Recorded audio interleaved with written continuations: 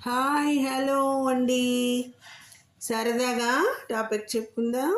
ఉప్మా ప్రియులకు పొగడ్తలకు పొంగేది పూరి, ఉడికిస్తే తెల్లబోయేది ఇడ్లీ, పట్టించుకోకుంటే ముఖం మార్చుకునేది దోశ, ఒత్తిడి చేస్తే పొరలు కమ్మేది పరోటా, ఏమిచ్చినా కడుపులో దాచేసుకునేది ఊతప్పం, నూనెలో వదిలేస్తే గొల్లుమనేది గారె, ఎంత పోసినా రవ్వంతేననేది రవ దోశ, అందరికీ లొంగననేది అప్పం, ప్రేమగా గుప్పెడంత పడేస్తే మూకుడంత ముద్దిచ్చేది ఉప్మా.